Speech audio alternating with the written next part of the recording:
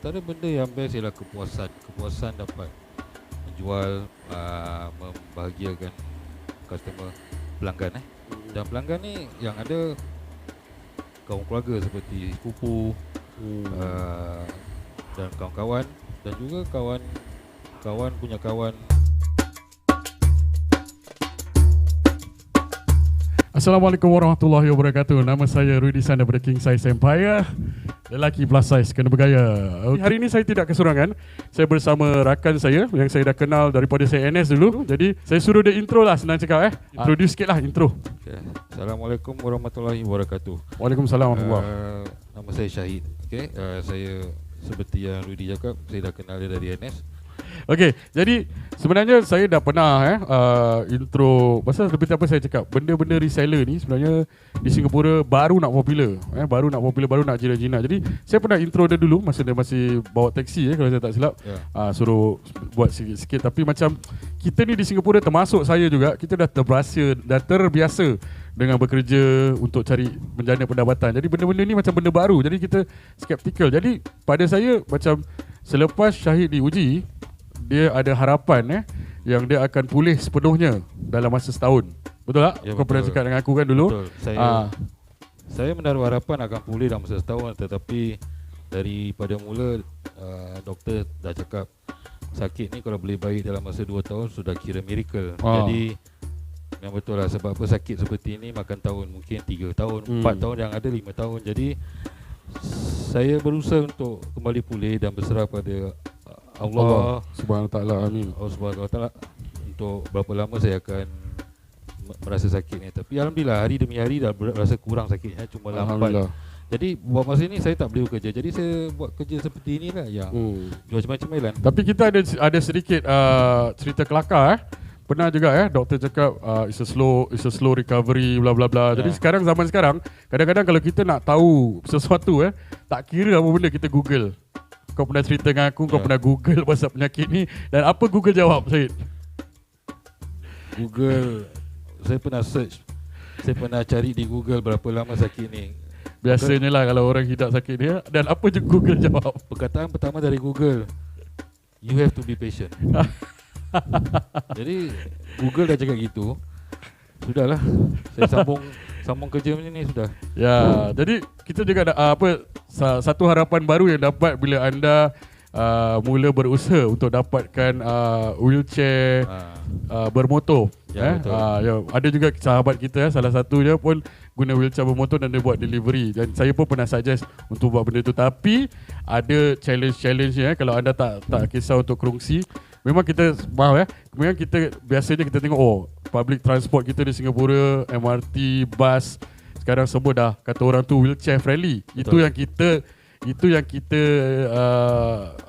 Yang kita tahu. Tapi Tuan Syahid pernah experience sendiri. Mungkin sedikit dalam masa 1-2 minit anda boleh cerita apakah experience yang agak-agak men-challenge anda untuk gunakan public transport dengan gunakan wheelchair. Okey, yang kita tak tahu, public transport ni, kalau kita lihat dari segi, kita cakap pasal bas yang ada bas, tempat untuk taruh wheelchair ni kecil dari bas lain. Jadi untuk saya, wheelchair saya besar disebabkan saiz saya yang comel ni. Nanti jadi, kita tunjuk gambar dia. Jadi saya punya wheelchair besar. Jadi kebanyakan bas saya tak boleh naik, lebih-lebih lagi pada waktu sibuk pagi dengan petang.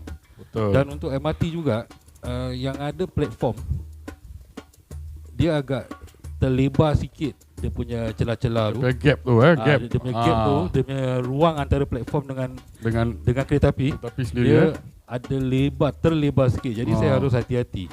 Sebab kalau saya kena tengok sama ada dia terlebar besar. Kalau terlebar besar saya tak boleh masuk. Sebab saya pernah sendiri masuk, wheelchair saya hampir terbalik. Dan nasib baik saya dapat tahan, saya tolak balik ke belakang. Jadi ia tidak semudah seperti kita tahu. Kalau kita tahu, sebelum saya gunakan wheelchair, saya ingat senang Singapura semua wheelchair friendly. Betul. Tapi tak semudah itulah. Tak semudah itu. Ia juga bergantung kepada kepakaran seseorang itu untuk mengendalikan wheelchair itu di situasi dan tempat yang berbeza. Betul. Sebab tidak semua tempat rata dan tidak semua tempat yang sesuai untuk kegunaan yang sama. Jadi Betul. harus hati-hati. Jadi mungkin anda di luar sana yang gunakan motorized wheelchair dan berbadan comel seperti Tuan Syahid ni mungkin ada experience yang sama.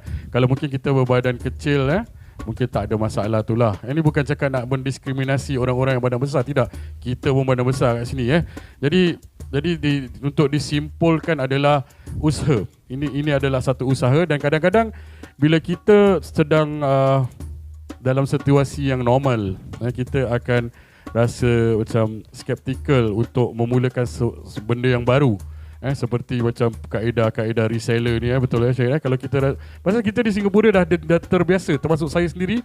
Kalau saya rasa saya macam tak happy dengan kerja saya yang baru ni, apa yang kita buat? Kita masuk job street lah, kita tanya-tanya kawan lah, ada kerja kosong tempat kau. Itulah salah satu kaedah yang selalu kita buat. Tapi bila kita dah tersepit dan diuji lebih daripada biasa, kita akan cuba cari jalan, bukan alasan, untuk buat benda yang baru. Okay? Jadi kita share sikit figure-figure yang anda buat.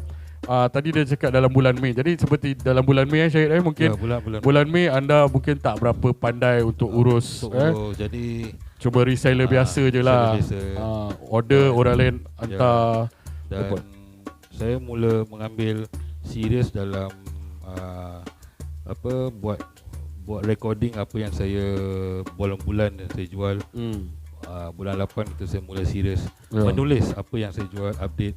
Jadi berdasarkan Ogos lah kita cakap pasal Ogos.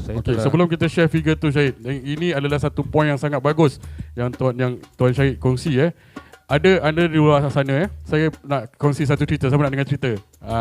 Sedikit cerita baru-baru ni saya seorang rakan kerja saya Syahid kongsi. Dia pun buat dropship juga, buat reseller juga, dan banyak produk.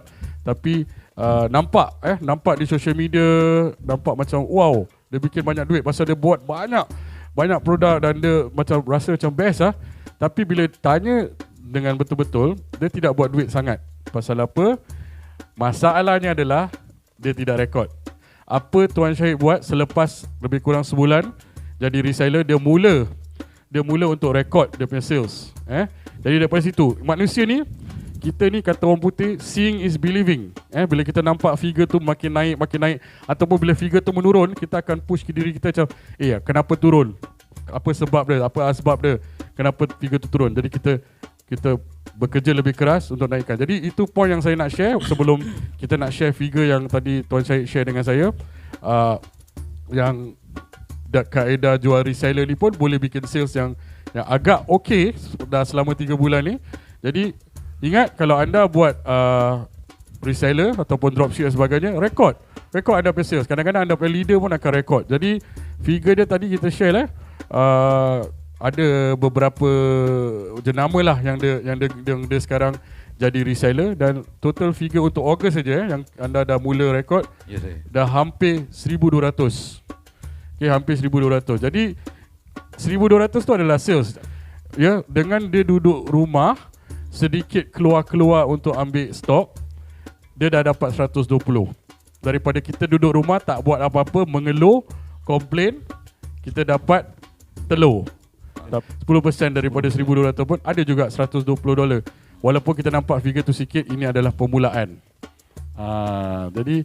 Jadi dalam anda dah buat ni selama kurang lebih 3 bulan, nak masuk 4 bulan, apakah benda yang best yang anda experience buat benda ni? Antara benda yang best ialah kepuasan dapat menjual, membahagiakan customer, pelanggan Dan pelanggan ni yang ada kaum keluarga seperti sepupu, dan kawan-kawan, dan juga kawan punya kawan yang recommend word of mouth kata orang putih. Jadi saya banyak buat kawan baru.